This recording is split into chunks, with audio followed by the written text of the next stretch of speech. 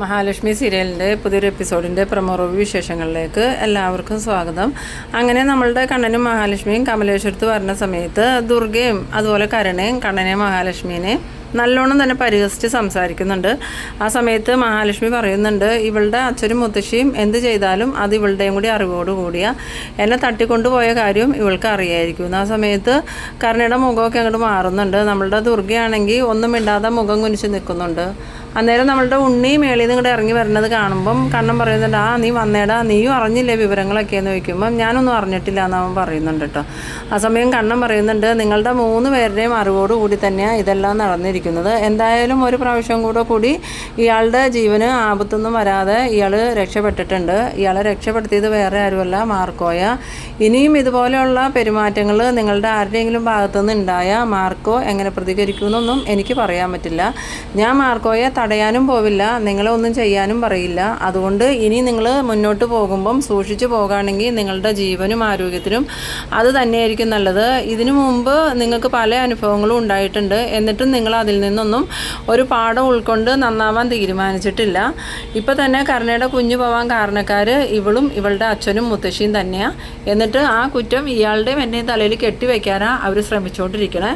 ഇനിയും ഇയാളുടെ മേലെ പഴി കെട്ടിവെക്കാൻ നോക്കിയാൽ ഞാൻ ഉറപ്പായിട്ടും പോലീസിൽ കംപ്ലയിൻറ്റ് ചെയ്യും. പിന്നെ പോലീസ് കണ്ടുപിടിച്ചോളും പായസത്തിൽ വിഷം കലർന്നത് എങ്ങനെയാണെന്നും അത് ആരാ കലർത്തിയെന്നും വിഷം കിട്ടിയത് എവിടെ നിന്നാന്നൊക്കെ. അപ്പോൾ പിന്നെ അച്ഛനും മുത്തശ്ശിയും മോളും കൂടി ജയിലിൽ പോയി കിടക്കേണ്ടി വരും. ചിലപ്പോൾ കൂടെ നീയും നിൻ്റെ അമ്മയും കൂടി പോകേണ്ടി വരും എന്നൊക്കെ കണ്ണൻ പറയുന്നുണ്ട് കേട്ടോ. അത് കേട്ടതും ഉണ്ണിയാണെങ്കിൽ ഇങ്ങനെ ആകെ പേടിച്ച് നിൽക്കുന്നുണ്ട്. കരുണയ്ക്കും പേടിയാവുന്നുണ്ട്. കാരണം കേസൊക്കെ കൊടുത്തിട്ടുണ്ടെങ്കിൽ എന്തായാലും ജയിലിൽ പോകേണ്ടി വരുമെന്ന് ഇവർക്കറിയാം.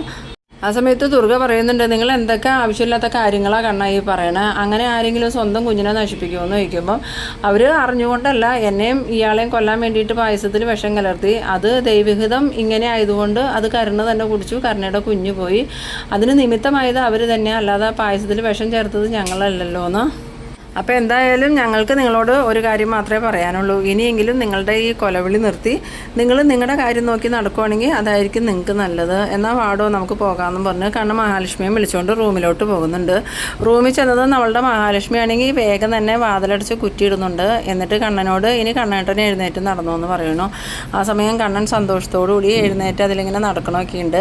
എന്നിട്ട് മഹാലക്ഷ്മിയോട് പറയുന്നുണ്ട്, ഇതിപ്പോൾ അവരെങ്ങാനും കണ്ടിട്ടുണ്ടെങ്കിൽ അവർ നാളെ തന്നെ എന്നെയും തന്നെയും കൊല്ലാനോ ഏർപ്പാട് ചെയ്യും. ഇപ്പം തന്നെ അവർ സമാധാനിച്ച് നിൽക്കുന്നത് എനിക്ക് യാതൊരു മാറ്റവും ഇല്ല എന്നുള്ള രീതിയിലാണ്. അത് കരുണയുടെയും എൻ്റെ രണ്ടാനമ്മയുടെയും മുഖത്തുനിന്ന് നമുക്ക് നല്ലോണം വായിച്ചെടുക്കാൻ പറ്റുന്നുണ്ടായിരുന്നു.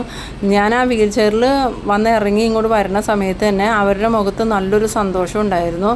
അത് വേറെ ഒന്നുകൊണ്ടും അല്ല, എനിക്ക് വേറെ മാറ്റമൊന്നും ഇല്ലയെന്ന് കണ്ടതുകൊണ്ടാണ്. ഇനിയിപ്പോൾ ഞാൻ എഴുന്നേറ്റ് നടന്നു എന്നെങ്ങാനും മനസ്സിലായാൽ അവരെല്ലാവരും ഹൃദയം തകർന്നു മരിക്കുമെന്ന്. പിന്നീട് കാണിക്കുന്നത് നമ്മളുടെ സാഹറിനെയാണ്. സാഹറാണെങ്കിൽ മലയ്ക്ക് പോകാൻ വേണ്ടി മാല ഇടാനായിട്ട് അമ്പലത്തിൽ ചെന്നേക്കാണ്. അങ്ങനെ ആ തിരുമേനി മാല കൊടുക്കുന്ന സമയത്ത് പറയുന്നുണ്ട്, നിങ്ങളെ ഇപ്പോൾ ദൈവം അനുഗ്രഹിച്ചിരിക്കുന്ന സമയം, ഇനി ഇതേ രീതിയിൽ തന്നെ മുന്നോട്ട് പോകുകയാണെങ്കിൽ നിങ്ങളുടെ ജീവിതത്തിൽ എല്ലാ ഐശ്വര്യങ്ങളും ഉണ്ടാവും. പണ്ട് നിങ്ങൾ ഒരുപാട് തെറ്റുകൾ ചെയ്തിട്ടുണ്ട്, പക്ഷേ ആ തെറ്റിലേക്കൊന്നും ഇനി ഒരിക്കലും തിരികെ പോകരുത്. നിങ്ങളെ ദൈവത്തിൻ്റെ കരങ്ങൾ പോലെ ചേർത്ത് നിർത്താൻ പറ്റിയ കരങ്ങളുണ്ട്, അവർ നിങ്ങളെ ചേർത്ത് നിർത്തിക്കോളും. എന്തായാലും മലയ്ക്ക് പോയി വരുമ്പോഴേക്കും നിങ്ങളുടെ ജീവിതത്തിൻ്റെ ഗതി തന്നെ മാറുമെന്ന്. അത് കേട്ടതും സാഹറിന് ഭയങ്കര സന്തോഷമായിട്ട് സാഹർ ഷർണൊക്കെ വിളിച്ച് മാലയൊക്കെ മേടിച്ച് കഴുത്തിലിട്ടുകൊണ്ട് അയ്യപ്പൻ്റെ മുമ്പിൽ ചെന്ന് പ്രാർത്ഥിക്കുന്നുണ്ട്. പ്രാർത്ഥിക്കുന്നത് മഞ്ജു മൊത്തൊരു ജീവിതം തന്ന ഭഗവാന് നന്ദി പറയണതും പിന്നെ കണ്ണന് മഹാലക്ഷ്മിക്ക് നല്ലൊരു ജീവിതം കിട്ടാനും അതുപോലെ അവർക്ക് കുഞ്ഞുങ്ങളുണ്ടാവാനൊക്കെ വേണ്ടി തന്നെയാണ് നമ്മളുടെ സാഹർ പ്രാർത്ഥിക്കുന്നത്. ഇതേ സമയം നമ്മളുടെ കണ്ണൻ മഹാലക്ഷ്മിയോട് പറയുന്നുണ്ട്, ഞാനിനി മലയ്ക്ക് പോയി കഴിഞ്ഞാൽ എൻ്റെ ഒപ്പം സാഹറും മാർക്കോയും അതുപോലെ ലോപ്പസൊക്കെ ഉണ്ടാവും. അവിടെ എനിക്കൊരു ബുദ്ധിമുട്ടും ഉണ്ടാവില്ല. ഇവിടെ ഉള്ളവരുടെ വിചാരം എനിക്ക് നടന്നു കയറാൻ പറ്റില്ല എന്നല്ലേ, അതുകൊണ്ടാണ് അവരിങ്ങനെയൊക്കെ സംസാരിക്കുന്നത്.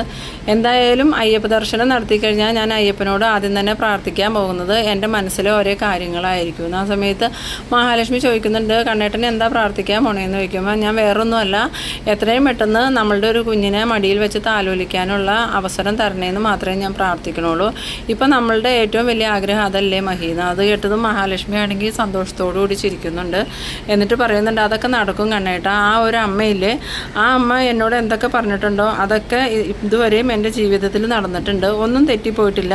അതുകൊണ്ട് തന്നെ ആ അമ്മ എന്നോട് പറഞ്ഞിട്ടുണ്ട്, അധികം വൈകാതെ തന്നെ നമുക്കൊരു കുഞ്ഞ് ജനിക്കുമെന്ന്. അതെന്തായാലും നടക്കും കണ്ണേട്ട, അതോർത്ത് കണ്ണേട്ടൻ ടെൻഷനാവുമൊന്നും വേണ്ടാന്ന്. ഇതേസമയം നമ്മളുടെ പ്രതാപൻ്റെ അമ്മയ്ക്ക് എന്തോ ഒരു നീരസമൊക്കെ തോന്നുന്നുണ്ട്. കാരണം ഈ കണ്ണൻ്റെ അച്ഛനെ കൊന്നത് പ്രതാപനാണെന്നൊന്നും ഈ പ്രതാപൻ്റെ അമ്മയ്ക്ക് അറിയില്ലായിരുന്നു. പിന്നീട് അത് അറിഞ്ഞതിന് ശേഷം അവരുടെ സ്വഭാവത്തിൽ ചെറിയൊരു മാറ്റമൊക്കെ സംഭവിച്ചിട്ടുണ്ട്. പ്രതാപനെ അവർ നോക്കുന്നത് തന്നെയും എന്തോ ഒരു പരിചയമില്ലാത്ത ആളെ നോക്കണ പോലെ തന്നെയാണ്. ആ സമയത്ത് പ്രതാപൻ ചോദിക്കുന്നുണ്ട്, അമ്മ എന്താ എന്നെ ഇങ്ങനെ നോക്കണേന്ന് ചോദിക്കുമ്പോൾ, അതല്ലടാ പ്രതാപ, ആ കണ്ണൻ്റെ അച്ഛനെ കൊന്നത് നീയാന്ന് പറഞ്ഞത് സത്യമല്ലേ, നീ എന്തിനാടാ അങ്ങനെ ഒരു മഹാപ്രാക്ക് ചെയ്തതെന്ന് ചോദിക്കുമ്പം, അത് അന്ന് വാമേട്ടൻ പറഞ്ഞതുകൊണ്ട് അമ്മേ ഞാൻ അങ്ങനെ ചെയ്തത്. വാമേട്ടൻ എനിക്കന്ന് കുറച്ചധികം പൈസ തന്നു, അയാളെ കൊല്ലാൻ പറഞ്ഞ്. ആ സമയത്ത് പ്രതാപൻ്റെ അമ്മ പറയുന്നുണ്ട്, ആ വാമദേവൻ ആള് മോശമില്ലല്ലോടാ, എന്തായാലും അയാളുടെ പെങ്ങളെ വിധവയാക്കാനല്ലേ അവൻ നിനക്ക് പൈസ തന്നത്, എന്നിട്ടിപ്പോൾ അവനൊക്കെ എന്തായി, അവനിപ്പോൾ വീൽ ചെയറിലായില്ലേ. അതൊക്കെ ശരിയാ, പക്ഷെ അന്ന് എൻ്റെ കൂടെ ഇവളുണ്ടായിരുന്നു, അതാ ഇപ്പോൾ പ്രശ്നമായത്. ഇനിയിപ്പോൾ ഉണ്ണിയുടെയും കൂടി അച്ഛനായതുകൊണ്ട് ഉണ്ണി ഇതൊക്കെ അറിഞ്ഞാൽ എങ്ങനെ പ്രതികരിക്കുമെന്നൊന്നും നമുക്ക് പറയാൻ പറ്റില്ല എന്ന്. ആ സമയത്ത് പ്രതാപൻ്റെ അമ്മ പറയുന്നുണ്ട്, അത് നീ പറഞ്ഞത് നേരാടാ, ഇനിയിപ്പോൾ എന്തായാലും ആ മഹാലക്ഷ്മിയെ നീ ദേഷ്യം പിടിപ്പിക്കാൻ നിൽക്കണ്ട. അവൾ വിവരമെങ്ങാനും കണ്ണനോട് പറഞ്ഞിട്ടുണ്ടെങ്കിൽ ഉറപ്പായിട്ടും നമ്മളുടെ കർണമോളുടെ ജീവിതത്തെ അത് ബാധിക്കും. സ്വന്തം അച്ഛനെ കൊന്നയാളുടെ മോളെ ആരെങ്കിലും അംഗീകരിക്കുമെന്ന്. അത് കേട്ടതും പ്രതാപം പറയുന്നുണ്ട്, അത് ശരിയാ അമ്മേ, അന്ന് എനിക്ക് അങ്ങനെ ഒരു തെറ്റ് പറ്റിപ്പോയി. അന്ന് അതിൻ്റെ ഒപ്പം ഇവനും കൂടി മരിച്ചിരുന്നെങ്കിൽ ഇത്രയും പ്രശ്നങ്ങൾ ഉണ്ടാവില്ലായിരുന്നു. പിന്നെ നീ അറിഞ്ഞു വെച്ചോണ്ട് ഇവളെ അങ്ങോട്ട് വിവാഹം കഴിച്ച് വിട്ട് എന്തിനാടാന്ന് ചോദിക്കുമ്പം, അതൊന്നും എനിക്ക് അറിയില്ലായിരുന്നു അമ്മേ, അതൊക്കെ ഞാൻ അറിയണത് ഈ സമയത്ത്. അന്ന് വാമേട്ടന് അങ്ങനെ ഒരു കൊട്ടേഷൻ തന്നെങ്കിലും അത് പെങ്ങളുടെ ഭർത്താവാണെന്നൊന്നും അയാൾ എന്നോട് പറഞ്ഞിട്ടുണ്ടായിരുന്നില്ല. ഒരാളെ കൊല്ലണമെന്ന് മാത്രമേ പറഞ്ഞുള്ളൂ. അന്ന് ഞാൻ അയാളെ കൊന്നതിന് എനിക്ക് ഒരുപാട് പൈസയും കിട്ടി. വെറുതെ അല്ല ആ വാമദേവൻ്റെ മോൻ മേഘനാഥനും ഇങ്ങനെ ആളുകളെ കൊല്ലണമെന്നും പറഞ്ഞ് നടക്കുന്നത്. അച്ഛനും മകനും സ്വത്തിനോടുള്ള ആർത്തി മാത്രമേ ഉള്ളൂ. നമ്മൾ സ്വത്തിനോടുള്ള ആർത്തി കൊണ്ടല്ലല്ലോ മഹാലക്ഷ്മിയെ കൊല്ലാൻ നോക്കുന്നത്, നമ്മളുടെ മോളുടെ സന്തോഷത്തിന് വേണ്ടിയല്ലേ എന്നൊക്കെ ഇങ്ങനെ പറയുന്നുണ്ട് കേട്ടോ. പിന്നീട് കാണിക്കുന്നത് സെൻട്രൽ ജയിലാണ്. നമ്മളുടെ മേഘനാഥനാണെങ്കിൽ അവിടെ ഒപ്പൊക്കെ ഇട്ട് കൊടുത്തിട്ട് പുറത്തേക്ക് ഇറങ്ങുന്ന സമയത്ത് ആ പോലീസുകാർ പറയുന്നുണ്ട്, ഇനി ഇതുപോലെ എന്തെങ്കിലും കേസിൽ പെട്ടിട്ടുണ്ടെങ്കിൽ നിനക്ക് ഒരിക്കലും ജാമ്യം കിട്ടുമോ, ജയിലിൽ നിന്ന് പുറത്തിറങ്ങലോ നടക്കൂല, അതുകൊണ്ട് നീ അടങ്ങി ഒതുങ്ങി ജീവിക്കുകയാണെങ്കിൽ അതാ നിനക്ക് നല്ലതെന്നും പറഞ്ഞ് ഈ മേഘനാഥന് അവൻ്റെ ഡ്രസ്സൊക്കെ കൊടുത്ത് വിടുന്നുണ്ട്. ഇതേ സമയം മേഘനാഥനെ വിളിക്കാനായിട്ട് മേഘനാഥൻ്റെ കൂട്ടുകാരൻ ആ ഒരു ഗുണ്ട വെളിയിൽ വന്ന് നിൽക്കുന്നുണ്ട്. അങ്ങനെ മേഘനാഥൻ ജയിലിന് പുറത്തേക്ക് വരുമ്പം ഭയങ്കര ഒരു ചിരിയോടുകൂടിയാണ് പറഞ്ഞത്. അത് കണ്ടതും ആ ഗുണ്ട മനസ്സിൽ വിചാരിക്കുന്നുണ്ട്, ജയിലിൽ പോയതും ഇവനക്ക് വട്ടായോ, ഇവനിങ്ങനെ ചിരിച്ചുകൊണ്ട് വരാമെന്ന്. അങ്ങനെ അടുത്തേക്ക് വന്ന മേഘനാഥൻ എന്തൊക്കെയുണ്ടോ വിശേഷം എന്ന് ചോദിക്കുമ്പം, പ്രത്യേകിച്ച് വിശേഷമൊന്നുമില്ല അണ്ണ, ഇനി അണ്ണൻ്റെ അടുത്ത പ്ലാൻ എന്താണെന്ന് ചോദിക്കണം. ആ സമയത്ത് മേഘനാഥൻ പറയുന്നുണ്ട്, പ്രത്യേകിച്ച് പ്ലാനൊന്നുമില്ല, നമ്മൾ ഇത്രയും നാളും എന്താണോ ചെയ്തുകൊണ്ടിരുന്നത് അത് തന്നെ ഇനിയും എൻ്റെ പ്ലാൻ. ഇപ്പം ഞാൻ ആകെ തകർന്ന് തരിപ്പണമായി നിൽക്കുക, ഇപ്പോൾ ജയിൽവാസവും കഴിഞ്ഞ് ഇറങ്ങുകയും ചെയ്തു.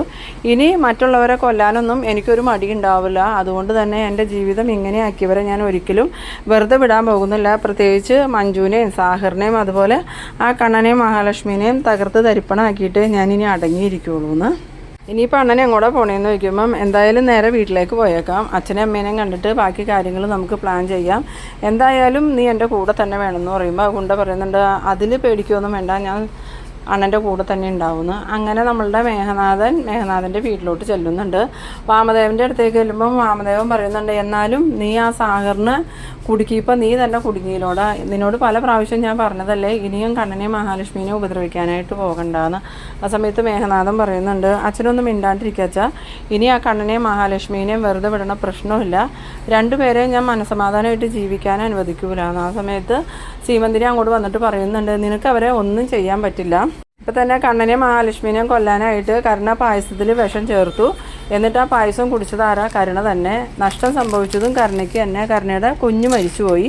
അതുപോലെ ഇനിയും അവരെ ഉപദ്രവിക്കാൻ പോണവർക്ക് തന്നെ തിരിച്ചടി കിട്ടും. അതിൻ്റെ ഉദാഹരണമാണ് നിൻ്റെ അച്ഛനിപ്പോൾ ഈ വീൽ ചെയറിലിരിക്കണേ. എന്തായാലും കണ്ണനിപ്പോൾ മലയ്ക്ക് പോവാൻ മാലയിട്ടേക്കാം, കൂടെ മാർക്കോയും പിന്നെ മാർക്കോയുടെ കൂട്ടുകാരൊക്കെ ഉണ്ടെന്നാണ് പറഞ്ഞത്. അതുകൊണ്ട് തന്നെ നീ കുറച്ച് നാളത്തേക്ക് നീ അടങ്ങി ഒതുങ്ങി ജീവിക്കണമായിരിക്കും നല്ലതെന്ന്. ആ സമയത്ത് മേഘനാഥൻ പറയുന്നുണ്ട്, എൻ്റെ ജീവിതമാകെ തകർന്ന് തരിപ്പണമായി നിൽക്കുക, അതിന് കാരണക്കാരായവരെ ഞാൻ തകർത്തട്ടേ അടങ്ങുള്ളൂ, അതുവരെയും ഞാൻ ഈ രീതിയിൽ തന്നെ മുന്നോട്ട് പോയിക്കൊണ്ടിരിക്കും, അല്ലാതെ അച്ഛനും അമ്മയും പറഞ്ഞാലൊന്നും ഞാൻ പിന്നോട്ട് മാറില്ല എന്ന്. അത് കേട്ടതും സീമന്തിനി പറയുന്നുണ്ട്, ഇനി നിൻ്റെ യോഗം അച്ഛനെ പോലെ വീൽ ചെയറിൽ തന്നെ ഇരിക്കാനായിരിക്കും, അത് തടയാൻ ആർക്കും പറ്റില്ലല്ലോ. അച്ഛനോടും മോനോടും ഞാൻ ആദ്യം മുതലേ പറഞ്ഞതാ ആ കണ്ണനുമായിട്ട് സ്നേഹത്തിൽ പോന്ന്, അപ്പം കേട്ടില്ല. ഇപ്പം അച്ഛനാണെങ്കിൽ വീൽ ചെയറിലായി, ഇപ്പം ജീവിക്കുന്നത് തന്നെ അവൻ്റെ ഔദാര്യം കൊണ്ടാണ്. ജോലി ഇല്ലെങ്കിലും മാസാമാസം അവൻ അച്ഛൻ്റെ അക്കൗണ്ടിലേക്ക് പൈസ ഇട്ട് കൊടുക്കുന്നുണ്ട്. ആ പൈസ വെച്ച വെച്ചാൽ ഇവിടുത്തെ കാര്യങ്ങളൊക്കെ നടക്കണം. ഇനിയും നീ അവനെ കൊല്ലാനായിട്ട് നടന്നാൽ അതും അവൻ നിർത്തും. പിന്നീട് അച്ഛനും മോനും എങ്ങനെ ജീവിക്കുമെന്ന് വിചാരിച്ചാന്നൊക്കെ ചോദിച്ച് സീമന്തിനി അങ്ങോട്ട് ദേഷ്യപ്പെടുന്നുണ്ട്. ഈ സമയത്ത് മേഘനാഥൻ പറയുന്നുണ്ട്, അമ്മയുടെ കരുനാക്ക് വളച്ച അമ്മയൊന്നും മിണ്ടാതിരിക്കാവോ, അമ്മ എപ്പോഴാണെങ്കിലും ഇപ്പോൾ അവരെ സപ്പോർട്ട് ചെയ്തേ സംസാരിക്കണുള്ളൂ, എനിക്കിത് കേൾക്കുമ്പോൾ തന്നെ ദേഷ്യം വരുമെന്നും പറഞ്ഞ് മേഘനാഥൻ അങ്ങോട്ട് ദേഷ്യപ്പെട്ടുകൊണ്ട് പോകുന്നുണ്ട്.